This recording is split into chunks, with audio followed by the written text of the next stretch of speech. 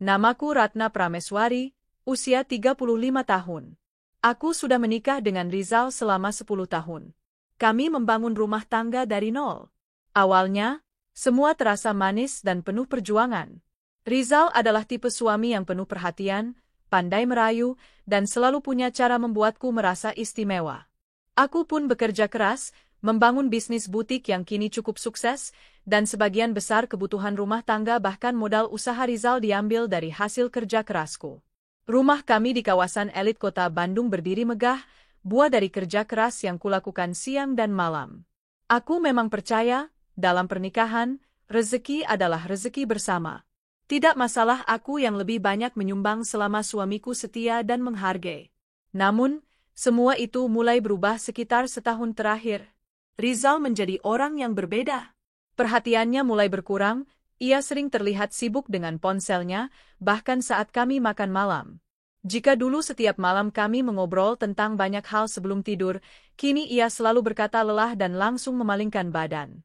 Awalnya, aku berusaha positive thinking. Mungkin dia sedang banyak pekerjaan, atau ada tekanan di bisnisnya. Tapi, makin lama, perubahan sikapnya terlalu mencolok. Beberapa hal mulai membuatku waspada. Jam pulang yang tidak wajar. Dulu, meski sibuk, dia selalu berusaha pulang sebelum pukul 8 malam. Sekarang, jam 11 malam pun belum tentu dia sampai rumah. Kalau kutanya, jawabannya selalu sama, meeting sama klien, sayang. Wewangian dan penampilan yang berbeda. Rizal mulai memakai parfum baru yang aromanya kuat, tidak seperti parfum lama yang kubelikan. Bajunya juga sering terlihat lebih rapi dari biasanya ketika keluar rumah. Bahkan potongan rambutnya lebih sering dirapikan di barbershop mahal. Ponsel yang dijaga seperti harta karun. Dulu dia sering meninggalkan ponselnya di meja tanpa kunci layar. Sekarang, ponselnya selalu ada di genggaman atau di saku, bahkan dibawa ke kamar mandi. Passwordnya pun diganti. Sebagai istri, naluriku mulai bicara. Ada sesuatu yang tidak beres. Suatu malam, sekitar pukul 11.30, Rizal pulang dengan wajah lelah. Tapi yang membuatku curiga adalah setitik lipstik merah muda di kerah bajunya. Saat kutanya, dia hanya tertawa dan berkata, "Ah, ini mungkin bekas cipratan minuman atau noda saus, sayang." Lucu sekali, noda saus di kerah baju? Aku tidak membalas, hanya mengamati. Dalam hatiku, kecurigaan makin kuat. Keesokan harinya, aku mencoba memeriksa rekening bank kami. Saat itu, aku menemukan beberapa transaksi yang mencurigakan, transfer dalam jumlah besar ke rekening yang tidak kukenal, serta pembelian barang-barang mewah seperti tas branded, sepatu mahal, dan perhiasan yang jelas bukan untukku. Hatiku mulai panas, tapi aku masih menahan diri. Aku tahu, melabrak tanpa bukti kuat hanya akan membuatku terlihat paranoid. Aku harus pintar. Aku mulai menjalankan rencana kecil, menjadi bayangan yang tak terlihat. Pertama, aku menaruh aplikasi pelacak di ponsel Rizal saat dia mandi. Ini mudah kulakukan karena aku cukup paham teknologi. Kedua, aku mengumpulkan semua bukti transaksi mencurigakan, mencatat tanggal, nominal, dan keterangannya. Ketiga, aku diam-diam menanyakan ke beberapa teman dekatnya, pura-pura ngobrol ringan. Dari sana, aku tahu kalau Rizal sering terlihat di restoran mahal dengan seorang wanita cantik yang bukan rekan kerja. Sampai suatu malam, pelacak GPS menunjukkan dia berada di sebuah hotel bintang 5. Aku menahan diri untuk tidak langsung mendatangi. Aku hanya menyimpan screenshot lokasi dan mengunduh catatan pergerakannya. Beberapa hari kemudian, aku memutuskan mengikuti Rizal secara langsung. Ia bilang ada meeting di luar kota, tapi aku tahu ia sebenarnya hanya ke pusat kota. Dengan mobil lain yang kupinjam dari adikku, aku membuntutinya dari jauh. Ternyata, dugaanku benar. Rizal masuk ke sebuah restoran romantis bersama seorang wanita berambut panjang, memakai dress merah, tampak jauh lebih muda dariku. Yang membuat darahku mendidih, mereka tidak datang berdua saja, ada orang tua dan dua adik perempuan si wanita itu. Mereka semua tertawa, memesan makanan mahal, dan Rizal dengan bangganya yang membayar. Itu uangku. Itu jerih payahku. Aku merasakan campuran rasa sakit, marah, dan jijik. Tapi aku tetap diam, menundukkan kepala di dalam mobil, dan memotret semua itu sebagai bukti. Setelah investigasi kecil-kecilan, aku tahu wanita itu bernama Maya. Seorang janda muda, cantik, pintar bicara, tapi licik. Ia pintar memanfaatkan Rizal, dan ternyata, keluarganya pun ikut menikmati. Bukan hanya makan malam mahal, tapi juga liburan, belanja, bahkan sewa apartemen yang dibayar oleh Rizal. Selama ini aku berpikir mungkin Rizal hanya tergoda sementara, tapi melihat semua ini, aku sadar dia sudah tenggelam dalam hubungan ini. Dan yang paling membuatku muak, semua kemewahan itu berasal dari hasil kerja kerasku. Malam itu, ketika Rizal pulang, aku tetap bersikap biasa. Aku menyambutnya dengan senyum tipis, menyuguhkan teh hangat, lalu membiarkannya berceloteh tentang meeting yang melelahkan. Dalam hatiku, aku tertawa pahit. Ternyata aku ini juga aktris yang cukup baik, mampu berpura-pura tidak tahu apa-apa. Sejak hari itu, aku mulai mempersiapkan diri. Aku tahu aku tidak bisa terus bertahan dalam pernikahan yang sudah penuh kebohongan. Tapi aku juga tahu, aku tidak akan memberi mereka kesempatan untuk menginjak harga diriku. Aku akan memilih waktu yang paling tepat dan memberi mereka kejutan yang tak akan pernah mereka lupakan. Sejak malam ketika aku melihat Rizal makan malam bersama wanita itu dan keluarganya, pikiranku tidak pernah tenang. Rasa sakit itu seperti duri yang tertancap di dada, tapi aku memilih membiarkannya menusuk lebih dalam. Aku tahu, kemarahan yang meledak tanpa rencana hanya akan membuatku kalah. Malam itu aku hampir tidak tidur. Pikiranku penuh dengan potongan-potongan bukti, wajah wanita itu, dan senyum palsu Rizal saat menatapnya. Aku tahu aku harus menyelidiki lebih jauh. Keesokan harinya, aku memulai misi. Aku sudah punya foto wanita itu dari jarak jauh saat di restoran. Dengan sedikit kecerdikan, aku mengunggah foto itu di grup arisan online yang cukup besar, tentu dengan alasan palsu. Ada yang tahu siapa ini? Kayaknya aku pernah lihat dia di acara pameran. Tak butuh waktu lama, salah satu temanku membalas, "Oh, itu Maya. Dia janda, kerja di salon kecantikan. Tapi dia sekarang jarang di salon, katanya sering dibayarin pacarnya jalan-jalan." Aku tersenyum miring. Nama itu, Maya, akhirnya resmi masuk dalam daftar hitam di kepalaku. Aku menggali lebih jauh. Ternyata Maya punya 2 adik perempuan yang masih kuliah, dan orang tuanya sudah tidak bekerja. Semua kebutuhan mereka belakangan ini dibiayai pacar kaya, Maya. Aku tidak perlu menebak siapa pacar itu, Rizalah jawabannya. Setelah tahu namanya, aku mulai mencari jejak digital Maya. Media sosialnya penuh foto liburan, makan di restoran mewah, memakai barang branded. Semua diunggah dengan caption manis seperti, "Nikmati hidup selagi bisa," atau "Hidup cuma sekali, manjakan dirimu." Yang membuatku ingin melempar ponsel adalah foto-foto itu ternyata diambil di tempat yang sama dengan tempat Rizal pernah bilang sedang rapat kerja atau menghadiri seminar. Lokasinya sama persis. Bahkan di beberapa foto, bayangan atau potongan baju pria di belakangnya persis dengan pakaian Rizal. Bukti ini mulai kukumpulkan rapi, foto, tanggal, lokasi, serta transaksi bank. Aku juga menyimpan rekaman percakapan telepon Rizal dengan Maya yang kudapat dari aplikasi perekam otomatis di ponselnya. Tentu, aplikasi itu sudah kupasang tanpa sepengetahuannya. Suatu malam, aku pura-pura tidur di kamar. Pukul 1 dini hari, Rizal keluar dari kamar dengan pelan, membawa ponselnya ke ruang kerja. Aku mengikutinya diam-diam. Dari celah pintu, aku melihat dia sedang melakukan video call. Dan di layar, jelas sekali wajah Maya, mengenakan piyama tipis, tertawa manja sambil memanggil, "Sayang." Aku ingin masuk dan berteriak saat itu juga. Tapi aku menahan diri. Aku mengingat tujuanku, bukan hanya memergoki, tapi menghancurkan semua kepura-puraan ini di saat yang tepat. Esoknya, aku mengatur jadwal ke notaris. Aku memeriksa kembali semua aset yang ada, rumah, mobil, beberapa tanah, dan rekening.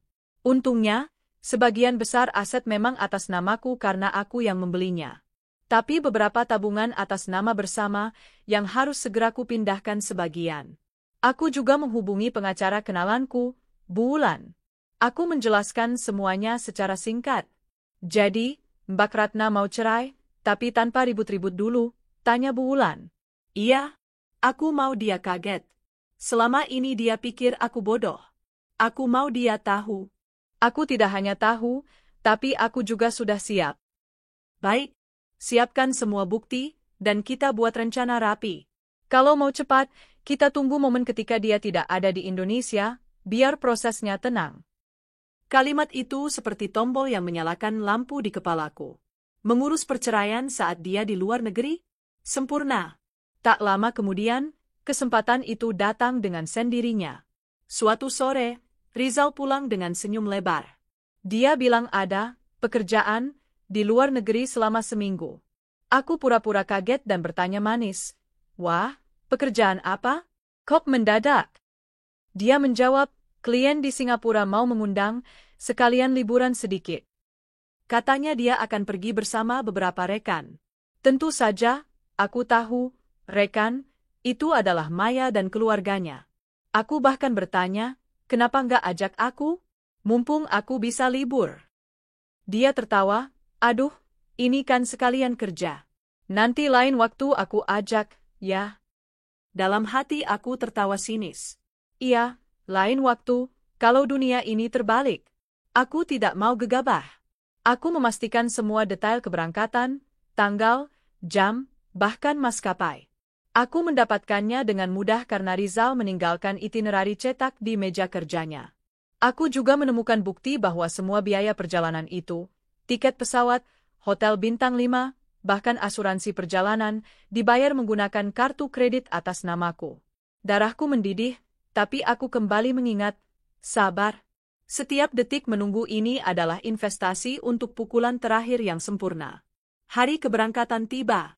Aku mengantarnya ke bandara, masih dengan senyum.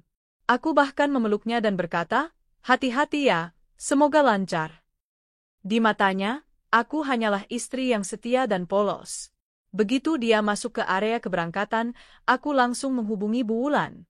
Waktunya mulai, kataku singkat. Dari aplikasi pelacak, aku melihat mereka tiba di hotel mewah di Singapura. Tidak hanya Rizal dan Maya, tapi juga orang tua dan adik-adik Maya. Semua difoto dan diunggah Maya di media sosial. Mereka terlihat bahagia, tidak sadar badai sedang menuju ke arah mereka. Melihat semua itu, aku tidak lagi merasa sedih. Anehnya, yang muncul justru rasa lega. Aku yakin sepenuhnya, aku tidak salah memilih jalan. Ini bukan sekadar selingkuh iseng, tapi pengkhianatan penuh perhitungan, melibatkan orang lain, dan memakai uangku untuk membiayai semua itu. Aku menutup laptop malam itu sambil berkata pada diriku sendiri, bersiaplah, Ratna. Beberapa hari lagi, mereka akan menjerit di negeri orang. Sejak Rizal menginjakkan kaki di luar negeri bersama Maya dan keluarganya, aku merasa beban di dadaku mulai terangkat. Untuk pertama kalinya dalam setahun terakhir, aku bisa bernapas lega, meskipun pekerjaanku baru saja dimulai. Aku tahu, langkahku tidak boleh setengah-setengah. Jika aku hanya marah lalu menggugat cerai tanpa perhitungan, mereka masih bisa memutarbalikkan cerita. Aku harus membuat langkah ini menjadi tamparan keras, bukan hanya untuk Rizal, tapi juga untuk Maya dan keluarganya yang ikut menikmati hasil kerja kerasku. Langkah pertamaku adalah melindungi apa yang menjadi milikku. Aku mendatangi bank pagi-pagi sekali, membawa dokumen kepemilikan rumah, sertifikat tanah, dan buku tabungan. Petugas bank yang mengenaliku langsung menyambut ramah. Bu Ratna, mau melakukan transaksi besar? Tanya seorang pegawai bank. Iya, saya mau memindahkan sebagian dana ke rekening pribadi atas nama saya sendiri. Jawabku tenang. Aku memindahkan hampir seluruh saldo di rekening bersama kami ke rekening pribadiku. Sisanya hanya kutinggalkan jumlah kecil agar Rizal tidak langsung curiga saat mencoba menarik uang di luar negeri. Setelah itu, aku menghubungi notaris langgananku untuk memastikan bahwa semua aset tetap atas namaku. Rumah, tanah, dan kendaraan sudah aman karena memang sejak awal aku membelinya sendiri. Namun, ada satu mobil mewah yang belakangan ini sering dipakai Rizal dan Maya, mobil itu atas nama bersama. Aku meminta notaris mengatur proses balik nama secepat mungkin. Siangnya, aku bertemu dengan Bu Wulan, pengacara yang sudah kusiapkan sejak lama. Aku menyerahkan semua bukti, foto-foto, catatan transaksi, rekaman suara, dan screenshot percakapan. Bulan membaca satu persatu bukti itu sambil mengangguk. Bukti ini sangat kuat, Mbak Ratna. Pengadilan akan langsung mengabulkan kalau kita ajukan. Apalagi ada bukti dia membiayai pihak ketiga dengan uang yang Anda hasilkan. Itu masuk pelanggaran berat dalam rumah tangga. Aku merasa puas mendengarnya. Kalau begitu, kita mulai saja sekarang. Aku ingin proses ini berjalan saat dia masih di luar negeri. Biar dia kaget. Bulan tersenyum tipis. Baik, kita akan daftarkan gugatan cerai hari ini juga. Begitu terdaftar, saya akan kirim salinan resmi ke email dan WhatsApp-nya. Kalau mau, kita juga bisa mengirimkan dokumen fisiknya ke hotel tempat dia menginap. Aku menatapnya dan menjawab mantap, kirim ke hotel. Aku mau mereka membukanya di depan keluarganya. Malamnya, aku duduk di meja kerja. Di depan laptop, aku mulai menulis surat pribadi yang akan kuselipkan di antara dokumen cerai itu. Isinya tidak panjang, tapi setiap kata mengandung arti yang tajam. Rizal, aku bukan istri bodoh yang tidak tahu apa yang kamu lakukan. Selama ini aku diam, bukan karena tidak peduli, tapi karena aku sedang mempersiapkan langkah ini. Terima kasih sudah menunjukkan siapa dirimu dan siapa saja orang yang ikut menikmati uang yang seharusnya untuk keluarga kita. Mulai hari ini, kita bukan lagi suami istri. Semoga kebahagiaan yang kamu kejar di sana cukup untuk menggantikan segalanya yang telah kamu hancurkan di sini. Membaca ulang surat itu membuat mataku panas, tapi aku menolak untuk menangis. Air mata hanya akan membuatku lemah, sementara aku butuh kekuatan penuh untuk menutup bab ini. Hari berikutnya, aku memantau lokasi Rizal lewat pelacak GPS di ponselnya.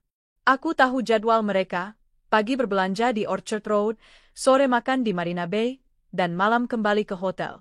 Aku ingin dokumen cerai itu sampai tepat saat mereka berkumpul di kamar hotel. Bulan mengatur agar jasa kurir internasional mengirim dokumen itu ke resepsionis hotel dengan instruksi khusus.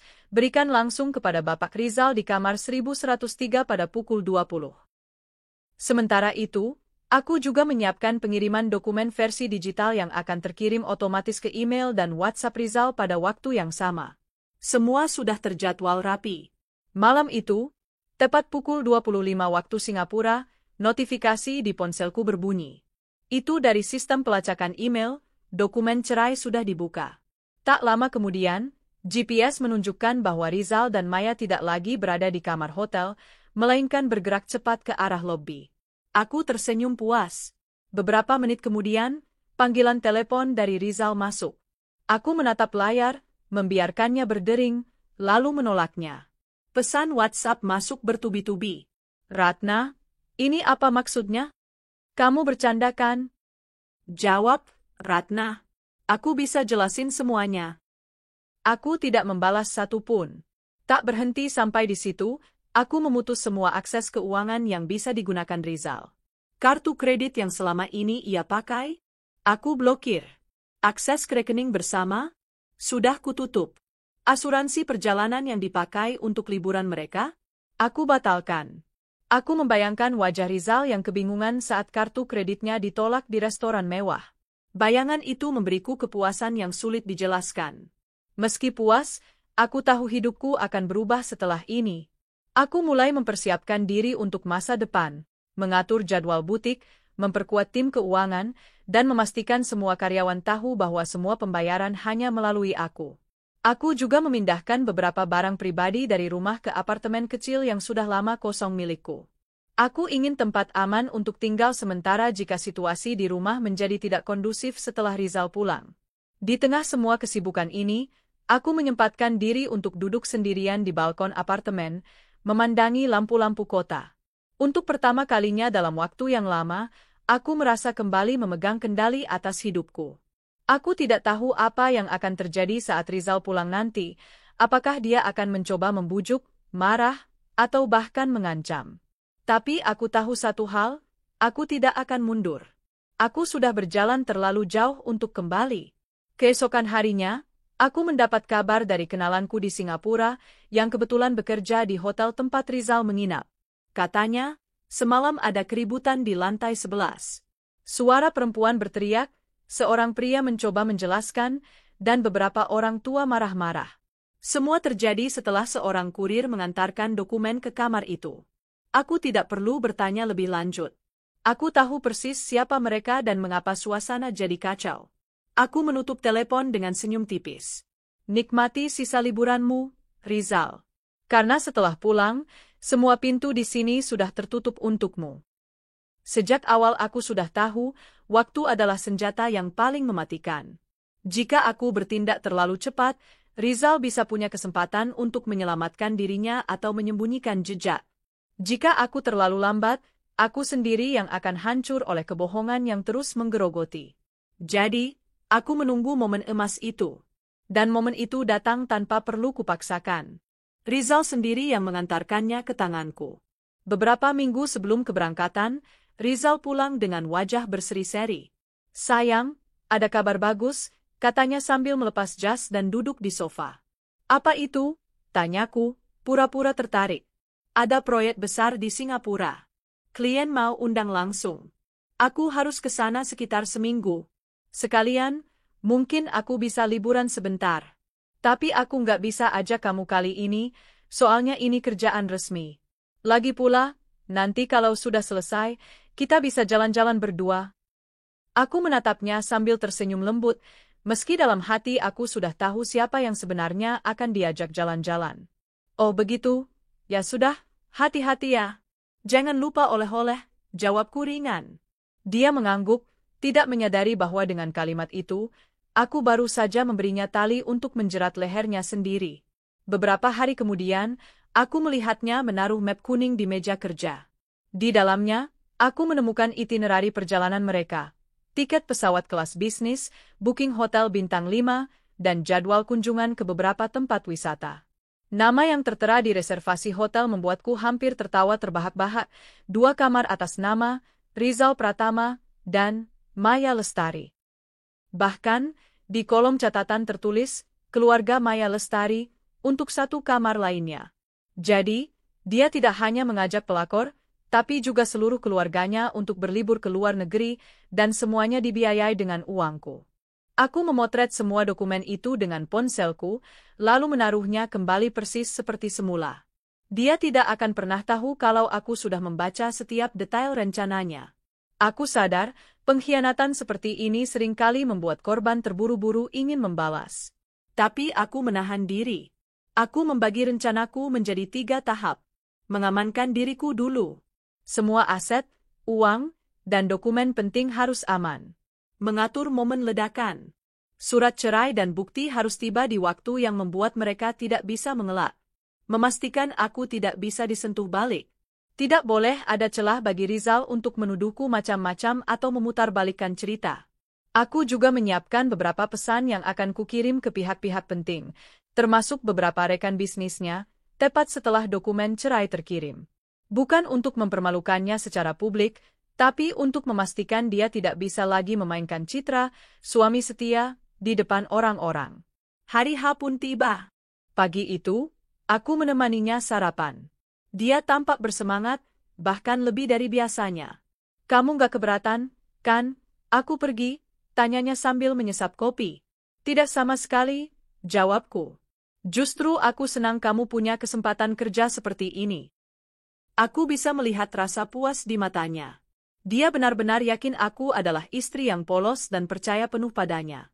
Sesampainya di bandara, aku ikut menemaninya sampai ke pintu masuk keberangkatan internasional. Kami berpelukan sebentar, dan aku berbisik, "Hati-hati di sana." Dia tersenyum, mencium pipiku, lalu melangkah pergi. Aku berdiri di sana sampai dia hilang di balik pintu. Begitu dia benar-benar masuk, aku menarik napas panjang dan mengeluarkan ponselku. 1 pesan singkat kukirim ke Buulan, burung sudah terbang. Eksekusi rencana. Malamnya, aku memantau pergerakan mereka lewat GPS. Rizal dan rombongan tiba di Singapura, check-in di hotel yang sama seperti di itinerari. Maya langsung memamerkan foto lobi hotel di Instagram story-nya, tanpa sadar, itu adalah konfirmasi visual bagiku. Hari pertama, mereka berkeliling kota, makan di restoran mahal, dan berbelanja. Aku membiarkan mereka menikmati hari-hari awal itu. Semakin mereka merasa nyaman, semakin keras efek kejutan nanti. Setelah 2 hari, aku memutuskan waktunya sudah tepat. Aku meminta Bu Wulan mengatur pengiriman dokumen cerai resmi plus surat pribadiku ke hotel pada pukul 8 malam waktu setempat. Alasannya sederhana, malam hari adalah waktu mereka berkumpul bersama setelah seharian jalan-jalan. Aku ingin mereka membukanya di tengah-tengah suasana liburan bahagia mereka. Selain dokumen fisik, aku juga mengatur sistem otomatis untuk mengirimkan versi digital ke email dan WhatsApp Rizal di jam yang sama. Tidak hanya itu, aku mempersiapkan satu pesan singkat untuk Maya yang akan terkirim 5 menit setelahnya. Nikmati liburanmu. Semua tagihan yang kamu nikmati itu sudah tidak akan terbayar lagi mulai besok. Beberapa jam sebelum dokumen dikirim, aku sudah memblokir kartu kredit yang mereka pakai, menutup akses ke rekening bersama, dan membatalkan asuransi perjalanan yang dipesan atas namaku. Langkah ini memang kejam, tapi adil.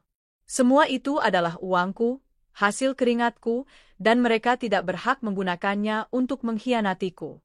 Pukul 8 malam waktu Singapura, GPS menunjukkan mereka berada di kamar hotel.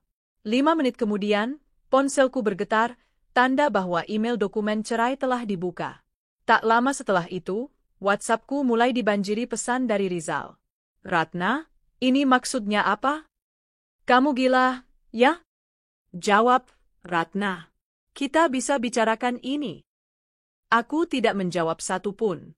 10 menit kemudian, pesan dari Maya masuk. Kamu pikir kamu siapa bisa ganggu liburan orang? Aku menatap pesan itu dan tersenyum. Balasanku hanya satu. Aku istri sah. Setidaknya, sampai tadi malam. Kabar dari kenalanku yang bekerja di hotel itu datang setengah jam kemudian. Katanya, kamar 1103 ribut luar biasa. Ada suara perempuan berteriak-teriak, orang tua marah-marah, dan seorang pria yang mencoba menjelaskan sambil berulang kali berkata, ini salah paham. Aku bisa membayangkan wajah Rizal yang pucat, Maya yang histeris, dan keluarganya yang mulai menyadari bahwa semua kenyamanan yang mereka nikmati berasal dari uangku, dan kini aksesnya terputus total. Malam itu, aku duduk di ruang tamu rumah sendirian. TV menyala, tapi aku tidak benar-benar menonton. Di tanganku ada secangkir teh hangat. Setiap tegukan terasa seperti kemenangan kecil. Aku tidak merasa bersalah sedikit pun. Bagiku, ini bukan balas dendam kosong, tapi bentuk perlindungan diri. Aku sudah terlalu lama membiarkan diriku diinjak. Di layar ponsel, notifikasi pesan terus berdatangan. Ada yang dari Rizal, ada dari nomor tak dikenal, mungkin keluarga Maya. Semuanya tidak kubaca. Malam ini adalah malam tenang untukku. Aku duduk di meja makan sendirian pagi itu, menatap secangkir kopi yang mulai dingin. Sejak semalam aku sudah menyusun rencana secara detail. Semua dokumen penting sudah rapi di map coklat, salinan buku nikah, fotokopi KTP, bukti transfer uang ke rekening suami yang ternyata digunakan untuk membiayai pelakor dan keluarganya, tangkapan layar percakapan mesra mereka, hingga bukti tiket penerbangan mereka ke luar negeri. Semuanya siap. Suami dan rombongan pelakor sudah berangkat kemarin sore. Aku sengaja tidak menjemput atau mengantar ke bandara, hanya melambaikan tangan sekadarnya. Di matanya, aku mungkin hanyalah istri yang patuh, polos, dan terlalu sayang untuk curiga. Padahal, justru itulah topeng yang kupakai demi menuntaskan rencana ini tanpa hambatan.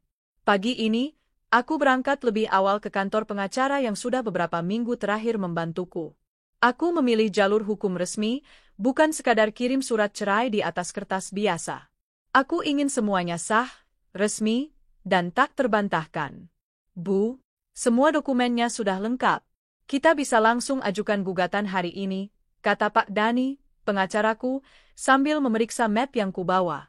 Aku mengangguk. Saya ingin secepatnya. Hari ini kalau bisa, semua proses awal sudah masuk. Kami pun menuju pengadilan agama. Langkahku mantap, meski di dalam hati ada sedikit getir. Bukan karena aku menyesal, tetapi karena aku mengingat semua pengorbananku untuk rumah tangga ini, yang ternyata dihancurkan orang yang seharusnya melindungi. Di ruang pendaftaran, petugas memeriksa berkas-berkasku. Satu persatu lembaran di staples dan dimasukkan ke dalam map besar berlogo pengadilan. Prosesnya berjalan lancar karena semua bukti yang kubawa sangat jelas dan kuat. Bahkan petugas itu sempat melirikku dengan tatapan iba, mungkin karena membaca sekilas isi laporan perselingkuhan itu. Setelah pendaftaran, aku kembali ke kantor pengacara. Pak Dani, saya ingin gugatan ini sampai langsung ke tangannya sekarang juga. Dia sedang di luar negeri, jadi kita kirim lewat email dan WhatsApp resminya. Selain itu, saya punya alamat hotel tempat mereka menginap, saya ingin salinannya dikirim ke sana juga, kataku tegas. Pak Dani sempat terdiam, lalu tersenyum tipis. Ibu benar-benar sudah memikirkan semuanya, ya. Aku mengangguk. Saya tidak mau ada celah. Saya ingin saat mereka masih merasa aman dan bahagia, mereka tersadar bahwa semuanya berakhir. Kami pun menyiapkan surat gugatan cerai versi digital, lengkap dengan cap resmi dari pengadilan. Isinya tegas, tanpa basa-basi, dan dilampiri bukti-bukti perselingkuhan. Tak ada kata makian, tak ada sumpah serapah, hanya fakta dan keputusan bulatku. Kalimat terakhir yang kutulis sendiri di surat itu adalah, "Selamat menikmati liburan terakhir Anda bersama pasangan dan keluarganya dengan uang saya. Saat kembali, Anda tak lagi memiliki rumah, istri, atau status sebagai suami saya. Saya bukan istri bodoh yang tidak tahu, saya hanya menunggu waktu yang tepat untuk mengakhiri semua ini." Pak Dani membaca ulang, lalu menatapku dengan sorot kagum. Kata-kata ini akan menghantam harga dirinya habis-habisan. Memang itu tujuannya, jawabku datar. Begitu surat itu dikirim ke email suami, aku sendiri yang mengirim salinannya ke WhatsApp-nya. Aku sengaja menyalin bukti-bukti foto dan tangkapan layar sebagai lampiran, agar ia tidak bisa lagi mengelak atau memutarbalikkan fakta. Tidak berhenti di situ, aku menghubungi pihak hotel di negara tempat mereka menginap. Dengan bahasa yang sopan, aku meminta staf resepsionis untuk memberikan amplop khusus ke tamu atas nama suamiku. Isinya adalah salinan gugatan cerai yang sudah dicetak, rapi, dan diberi sampul tebal berwarna merah marun, warna yang sengaja kupilih agar kontras, menyala, dan menarik perhatian siapapun yang melihatnya. Aku bisa membayangkan bagaimana ekspresinya nanti saat resepsionis memanggil namanya di lobi hotel yang mewah itu, lalu menyerahkan amplop merah dengan segel resmi pengadilan. Mungkin semua orang yang sedang check-in atau duduk di lobi akan menoleh, bertanya-tanya ada urusan apa. Aku tak peduli. Setelah semua selesai, aku kembali ke rumah. Rumah yang kini hanya terasa milikku sendiri. Aku menatap ruang tamu yang sepi, teringat betapa dulu kami menata ruangan ini bersama. Aku tak merasa sedih, justru lega. Lega karena akhirnya aku tidak lagi membiarkan diriku menjadi korban dalam diam. Sore harinya, aku duduk di teras sambil menyesap teh. Handphoneku berdering berkali-kali. Nomor suami, nomor pelakor, nomor asing. Semuanya kuabaikan. Mereka mungkin sedang panik, mencoba meneleponku dari luar negeri. Biarlah. Aku ingin mereka merasakan betul betapa tidak berdayanya mereka saat ini. Sekitar setengah jam kemudian, masuk pesan WhatsApp dari suami. Panjang sekali, penuh tanda seru, dan kata-kata yang memohon. Ia bilang semua ini salah paham, ia janji akan menjelaskan saat pulang, ia minta aku menarik gugatan. Bahkan di tengah-tengah pesan itu, ia mulai memaki karena aku mempermalukannya di depan keluarga pelakor. Aku hanya membaca sekali, lalu menghapusnya. Aku tidak ingin otakku kembali tercemar oleh kalimat-kalimat pembelaan yang sudah jelas bohong. Malamnya, aku menerima pesan dari seorang teman yang kebetulan juga sedang berada di negara yang sama. Ia berkata bahwa ia melihat suami dan pelakor di lobi hotel, ribut besar. Bahkan keluarga pelakor terlibat, dan beberapa tamu hotel memperhatikan dengan penasaran. Amplop merah itu tampak di tangan suamiku, terlipat-lipat seperti habis diremas. Aku tersenyum tipis. Inilah yang kutunggu. Bukan sekadar balas dendam, tapi keadilan bagi diriku sendiri. Aku tidak akan pernah kembali pada orang yang tega mengkhianati dan mempermainkanku seperti itu. Malam itu aku tidur nyenyak untuk pertama kalinya setelah berbulan-bulan tertekan. Tak ada lagi rasa takut, tak ada lagi rasa cemas menunggu siapa yang akan pulang lewat tengah malam. Yang ada hanya rasa lega, lega karena aku akhirnya memutus rantai kebohongan ini dengan tanganku sendiri. Berita tentang surat cerai itu ternyata menyebar lebih cepat dari yang kubayangkan. Pagi hari setelah pengiriman, aku sudah menerima kabar dari teman dekat yang kebetulan sedang berada di hotel yang sama dengan mereka. Temanku ini orangnya detail, dia bahkan sempat merekam momen ketika resepsionis memanggil nama suamiku di lobi yang ramai. "Sir, this is for you," kata resepsionis dengan suara lantang, menyerahkan amplop merah marun yang mencolok itu. Semua mata di sekitar lobi otomatis menoleh. Suamiku awalnya tersenyum sopan, mungkin mengira itu kiriman dokumen bisnis atau hadiah kejutan. Namun, ketika melihat cap dan lambang resmi pengadilan di sudut amplop, ekspresinya berubah seketika. Senyum memudar, matanya melebar, lalu keningnya berkerut. Pelakor yang berdiri di sampingnya tampak penasaran. "Itu apa, Mas?" tanyanya sambil mencoba mengintip. "Bukan urusanmu," jawab suamiku cepat, tapi suaranya terdengar kaku. Ia melangkah menjauh ke arah sofa, merobek amplop itu, lalu mulai membaca. Temanku bercerita, wajahnya langsung pucat ketika sampai di halaman terakhir, halaman yang kutulis sendiri. Tangannya bergetar, napasnya tersengal, lalu ia menoleh ke pelakor dengan tatapan yang sulit diartikan. Pelakor itu meraih suratnya, membaca cepat, dan dalam waktu kurang dari 1 menit wajahnya berubah merah padam. "Apa maksudnya ini, Mas? Cerai?" Suaranya melengking hingga membuat beberapa tamu menoleh. Keluarga pelakor yang sedang duduk di meja kafe hotel pun berdiri, menghampiri dengan ekspresi cemas bercampur marah. Sang ibu pelakor langsung menuduh, "Kamu bohong soal istrimu. Katanya dia nggak tahu hubungan kalian. Katanya kamu mau urus cerai setelah ini." Suamiku mulai kehilangan kendali. Aku bisa jelasin. "Ini cuma salah paham," katanya tergagap, namun suaranya tak cukup meyakinkan. Temanku bilang, keributan itu makin memanas. Pelakor memaki-maki, menuduhnya mempermalukan dirinya di depan keluarganya. Ibunya menuntut penjelasan kenapa surat cerai itu datang saat mereka sedang berlibur. Sementara itu, beberapa tamu hotel mulai merekam dari kejauhan. Puncaknya, pelakor menampar suamiku di depan umum. "Kamu pikir aku mau jadi istri simpanan seumur hidup? Sekarang semua orang tahu aku perusak rumah tangga," teriaknya sebelum menangis histeris. Keluarganya menyeretnya pergi ke kamar hotel, meninggalkan suamiku sendirian di lobi dengan surat cerai yang kini terlipat-lipat dan basah oleh keringat tangannya. Sementara itu, di rumah, aku menerima deretan panggilan telepon yang tak kunjung berhenti. Dari pagi hingga sore, nomor suamiku muncul bergantian dengan nomor pelakor dan bahkan nomor hotel luar negeri. Aku tetap tidak mengangkat. Aku tahu, setiap kali aku tidak merespons, itu menambah tekanan psikologis padanya. Biar dia merasa tidak punya kendali. Selama ini, dia yang memegang kendali, memutuskan kapan bicara, kapan pulang, kapan berbohong. Sekarang, aku yang menentukan. Di sela-sela itu, aku membuka media sosial. Ternyata, beberapa akun gosip lokal sudah mengunggah video pertengkaran di lobi hotel. Mungkin ada tamu yang sengaja membagikannya. Meskipun wajah-wajah di video itu agak blur, orang-orang yang mengenal pasti bisa menebak. Komentar-komentarnya pedas, menyindir, bahkan ada yang terang-terangan membongkar identitas pelakor. Aku tersenyum tipis. Semua ini terjadi tanpa aku harus menggerakkan tangan. Kabar dari temanku berlanjut. Malam itu, di hotel, pelakor menolak tidur satu kamar dengan suamiku. Ia mengurung diri bersama keluarganya. Suamiku mondar-mandir di lorong hotel, menelepon ke sana kemari, mencari cara membujukku.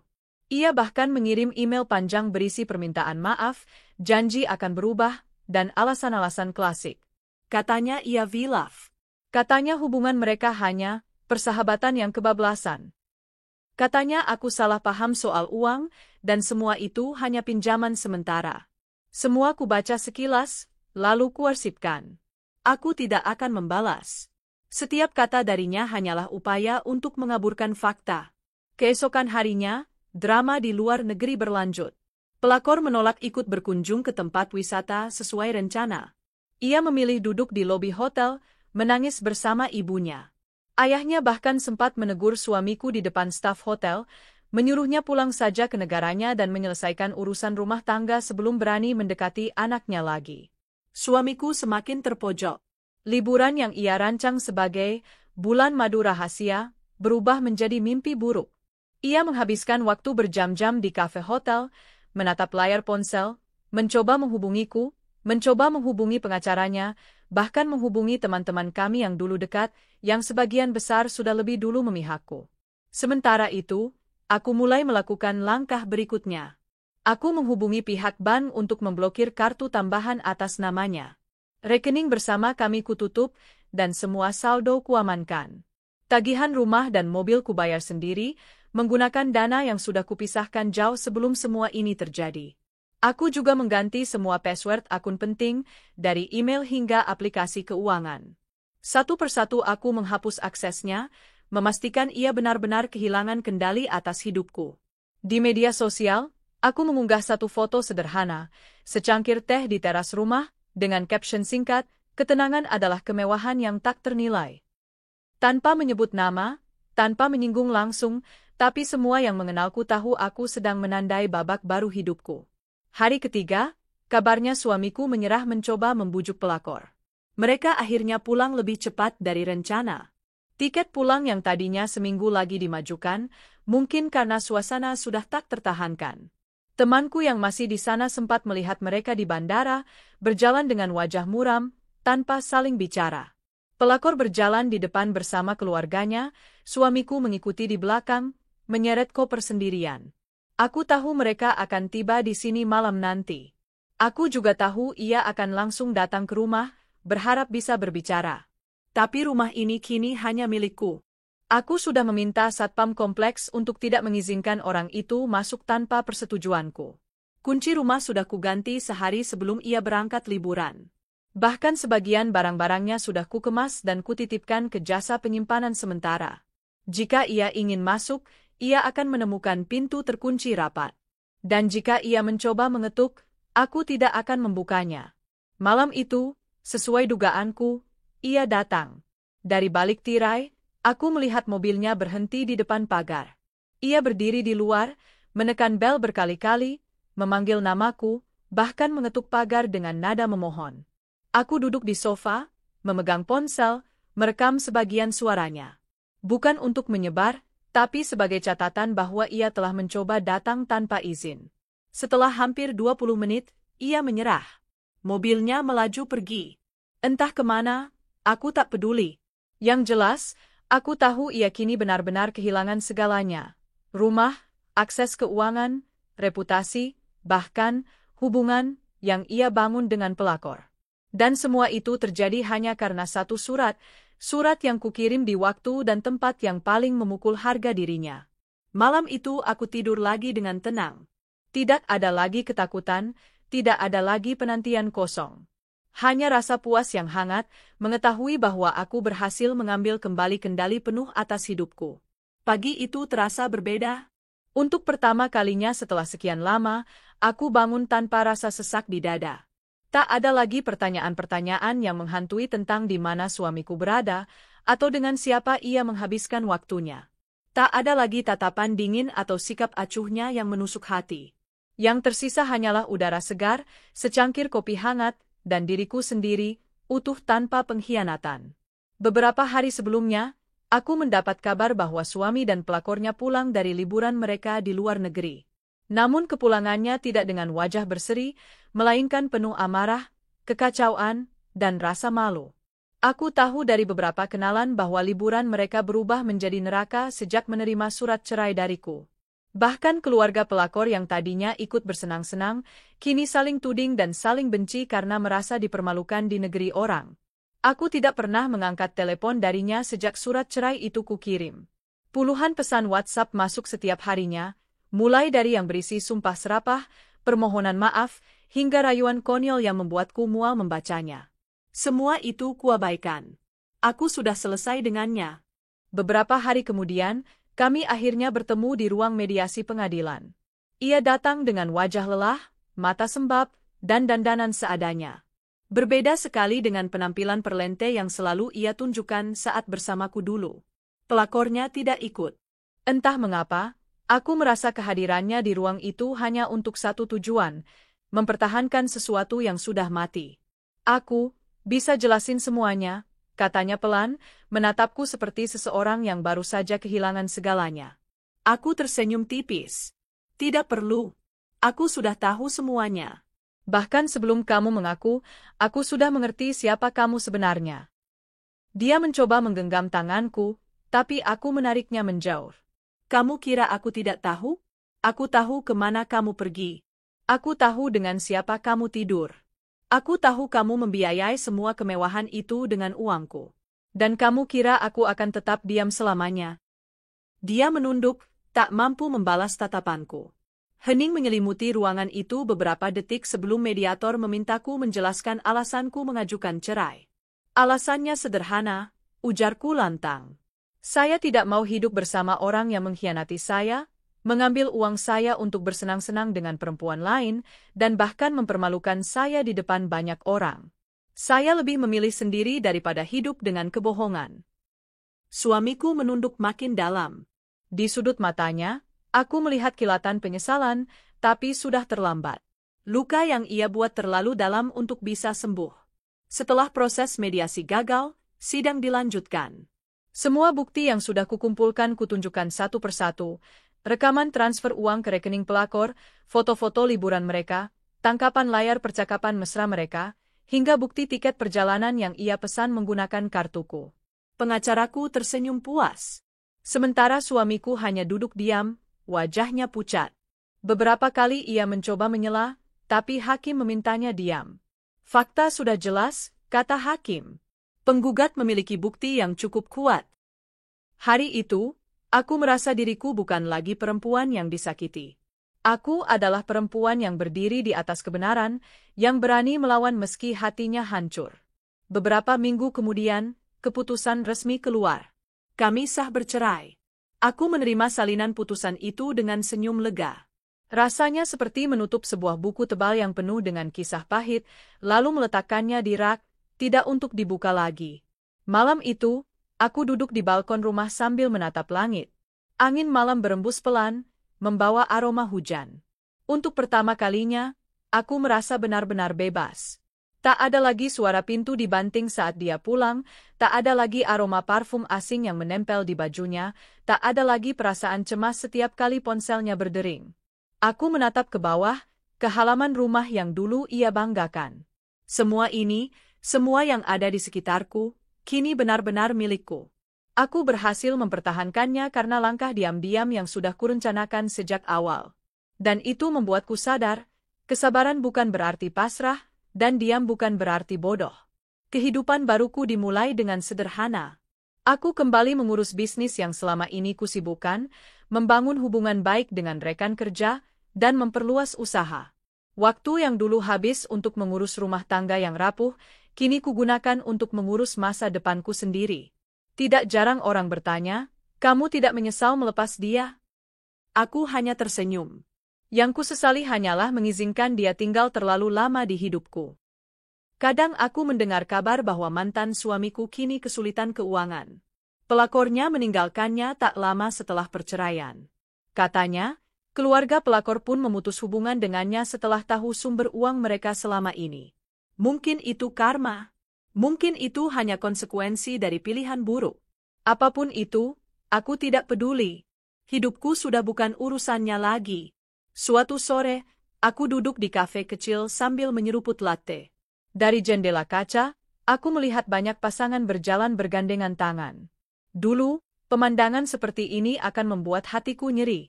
Sekarang, aku hanya tersenyum. Aku tidak lagi takut sendirian, karena aku tahu aku mampu berdiri di atas kakiku sendiri. Seorang teman lama duduk di depanku. Aku kagum sama kamu, katanya. Enggak semua orang bisa sekuat itu. Banyak yang memilih bertahan walau disakiti. Aku menghela napas. Kuat itu bukan berarti enggak sakit. Aku hancur waktu tahu kebenarannya. Tapi aku sadar, rasa sakit itu akan hilang kalau aku berani keluar dari lingkaran yang menyakitiku. Dia mengangguk, matanya berbinar. Dan kamu keluar dengan cara yang, wow, benar-benar membuat mereka kaget. Aku tertawa kecil. Kadang, pembalasan terbaik itu bukan dengan teriak atau balas dendam langsung. Tapi dengan menunjukkan bahwa kita bisa hidup lebih baik tanpa mereka. Malam itu, saat aku pulang ke rumah, aku membuka kembali dokumen perceraian yang kusimpan rapi di laci. Aku menatap tanda tanganku di kertas itu, lalu tersenyum.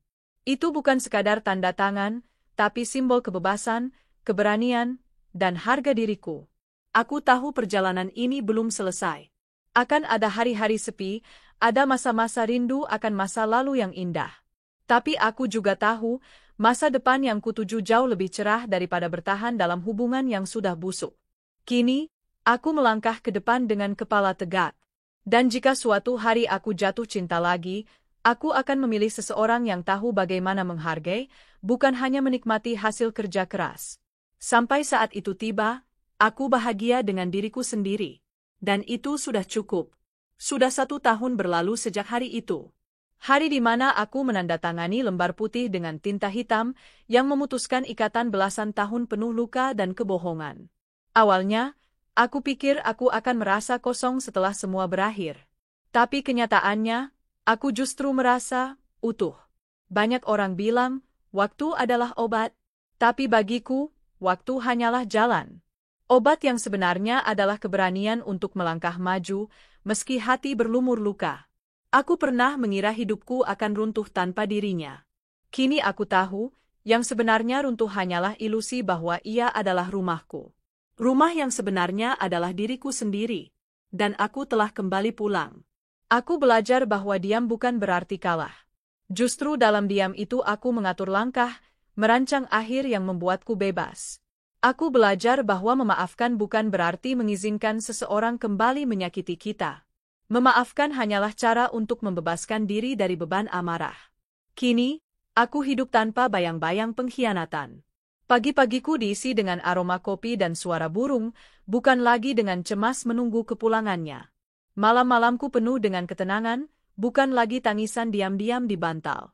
Aku bekerja, tertawa, dan kembali mencintai hal-hal kecil yang dulu kulupakan. Kadang aku bertanya-tanya, bagaimana kabarnya sekarang? Apakah ia menyesal? Tapi sebelum rasa ingin tahu itu berkembang, aku selalu mengingatkan diriku, itu bukan lagi urusanku. Hidupku sekarang adalah tentang aku. Tentang mimpi-mimpi yang dulu kubungkam demi menemaninya. Tentang masa depan yang kini kubentuk tanpa takut hancur karena ulah orang lain.